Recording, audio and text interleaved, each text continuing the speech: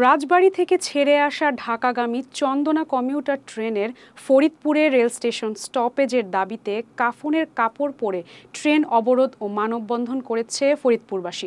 ফরিদপুর জেলা প্রতিনিধি সাজ্জাদ হোসেন সাজুর পাঠানো তথ্য ও চিত্রে থাকছে বিস্তারিত। গত শনিবার ১১ মে ভোর ৫:৩০ থেকে প্রায় ঘণ্টাব্যাপী ফরিদপুর রেল স্টেশনে এ কর্মসূচি পালন করা হয়।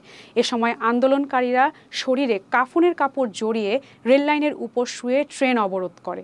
পরে পাকশীর বিভাগীয় রেল কর্মকর্তাদের আশ্বাসের প্রেক্ষিতে অবরোধ তুলে নিয়ে ৪৮ ঘণ্টার আলটিমেটাম দেন তারা।